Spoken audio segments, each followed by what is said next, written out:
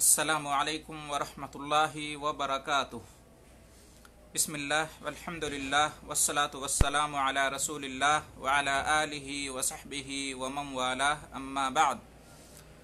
मुहतरम हज़रात व ख़वातीन, रमज़ानुल मुबारक का इस्तक़बाल हम कैसे करें?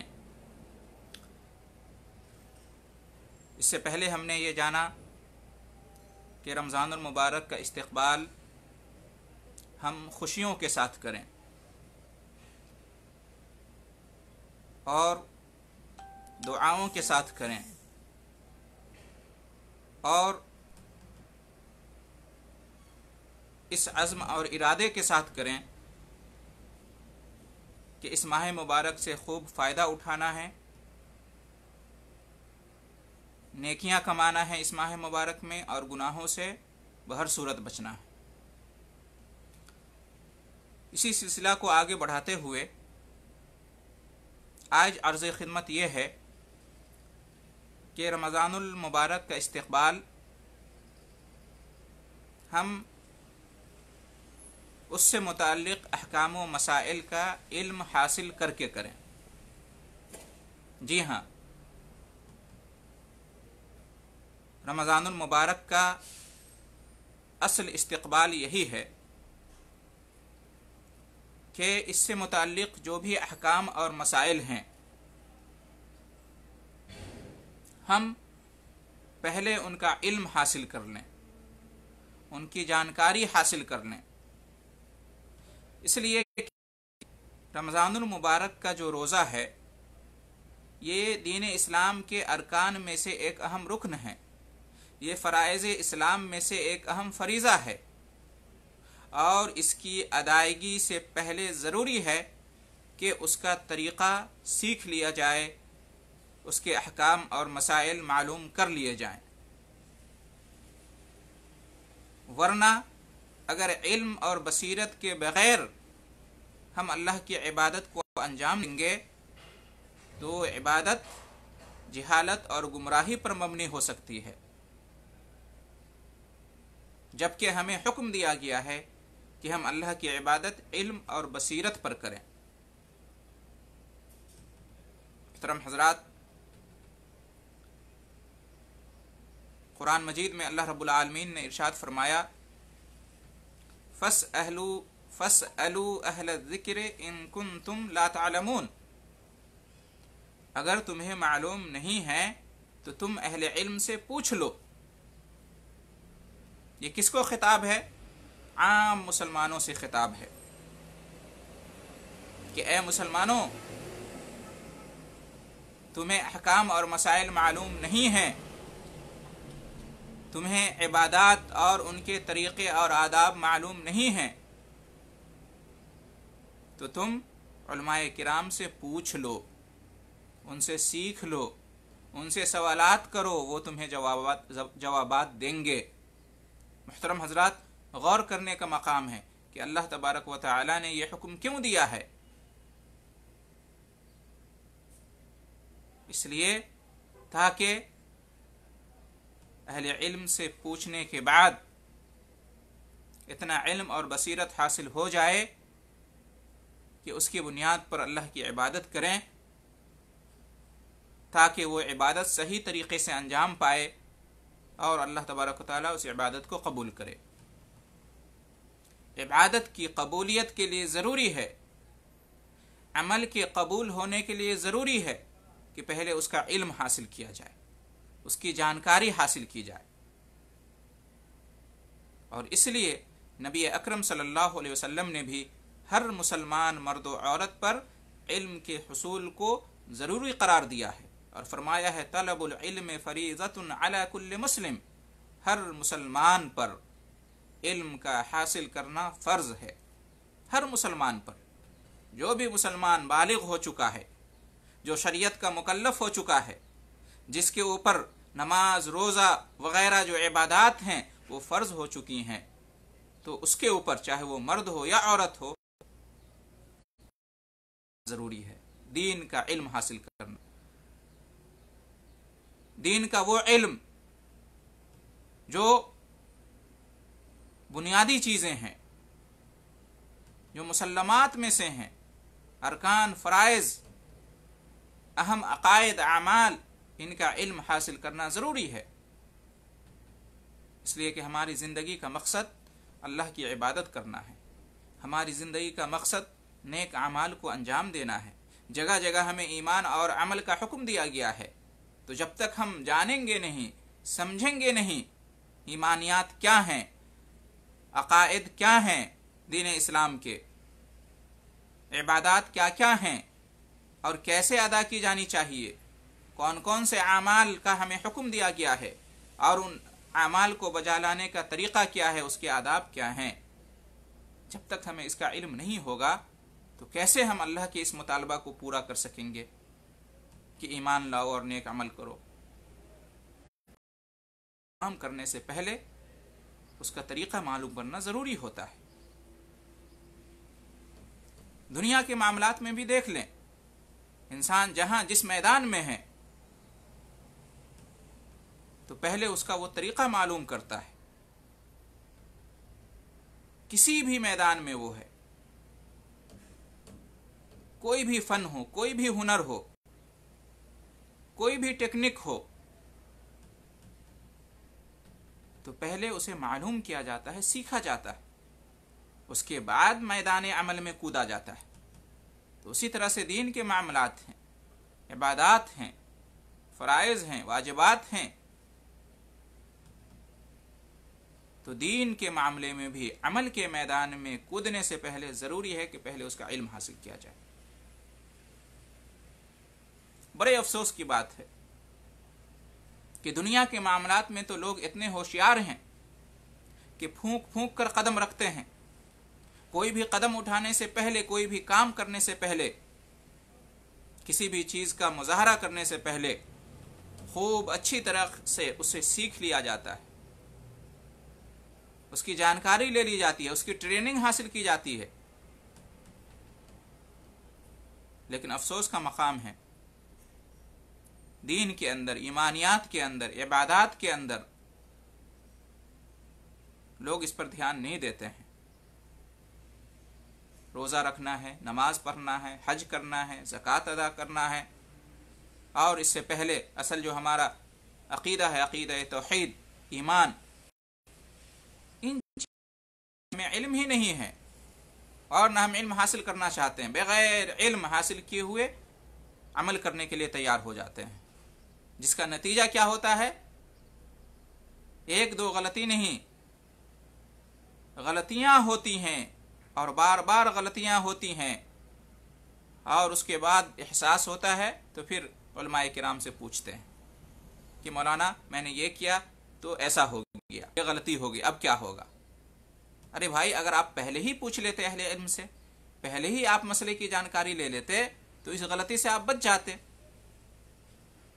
तो किसी काम के करने से पहले सीखा जाता है, ऐसा नहीं कि पहले वो काम करना शुरू कर दो और जब जो है गलतियां हो जाए तो फिर जो है गलतियों को सुधारो।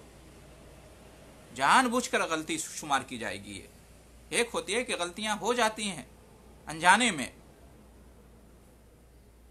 ये काबिल माफ़ी है, लेकिन ये कि जानबूझ के गलतियों को अंजाम देना, जो काम हम करने जा रहे हैं उसका सलीका, उसका तरीका मालूम ही नहीं है, फिर भी उस काम को करना, जाहिर सी बात है उसमें गलती होगी और ये जानबूझकर गलती शुमार की जाएगी।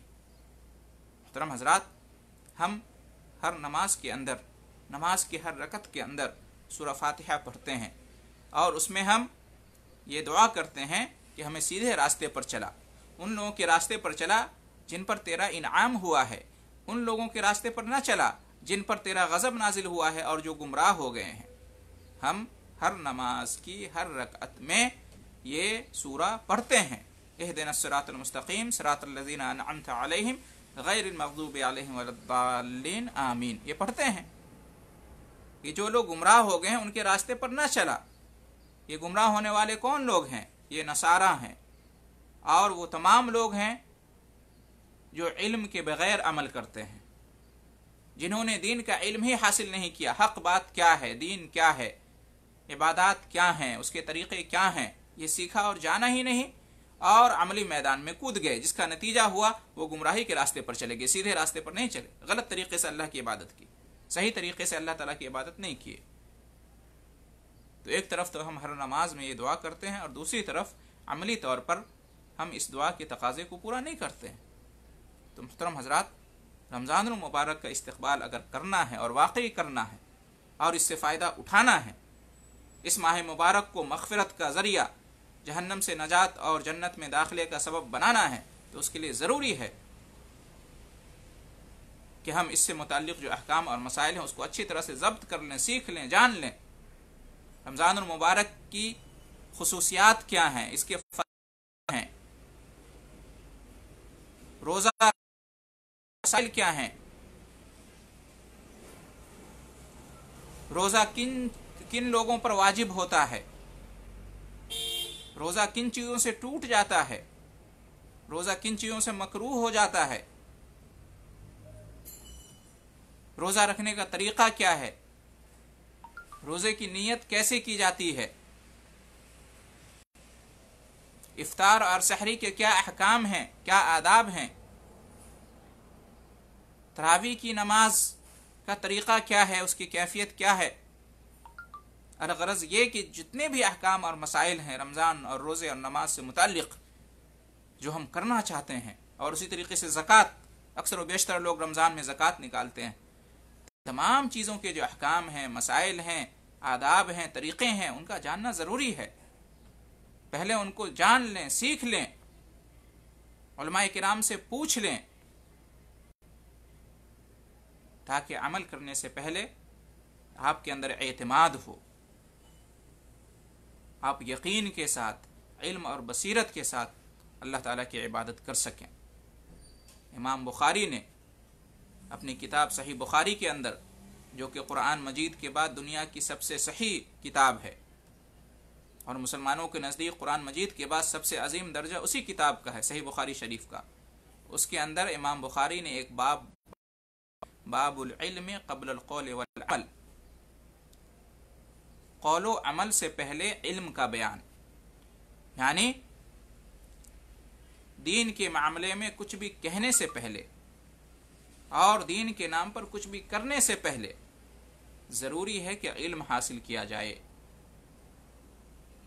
اور پھر باب باندھ کر امام بخاری نے اسی چیز کو ثابت کرنے کی کوشش کی ہے. قرآن کی آیت کا حوالہ دیا ہے کہ فَعْلَمْ أَنَّهُ لَا إِلَهَ إِلَّا اللَّهُ وَاسْتَغْفِرْ لِذَنبِكَ، علم حاصل کرو لا الہ الا اللہ کا.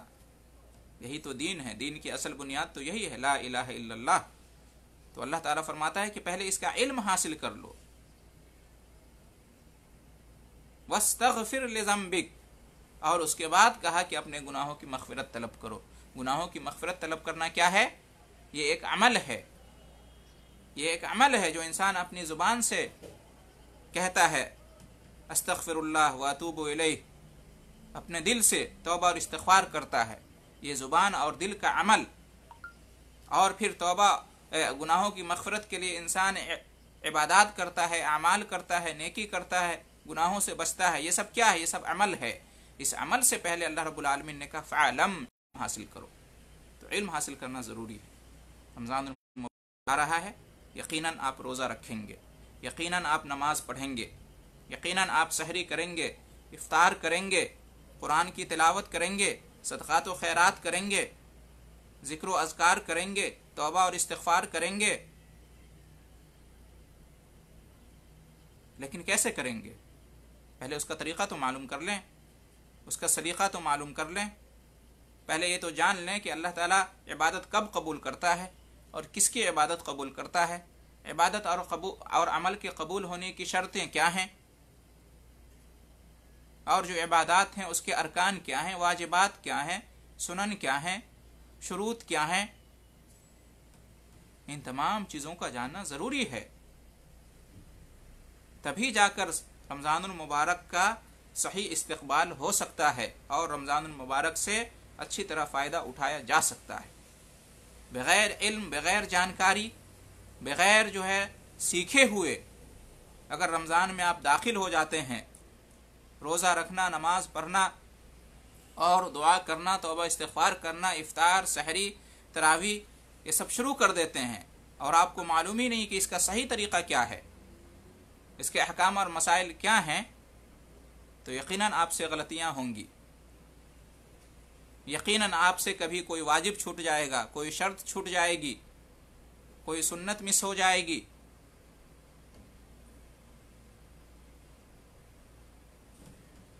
तो बेहतर यह है कि आप पहले से इल्म हासिल कर लें। अल्हम्दुलिल्लाह आज के ज़माने में इल्म हासिल करना बहुत आसान हो गया है।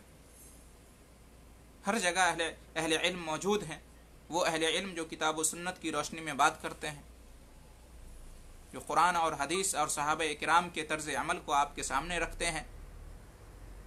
इस तरह के अहले इल्म आज अल्हम्दुलिल्लाह हर जगह मौजूद हैं, पाए जाते हैं।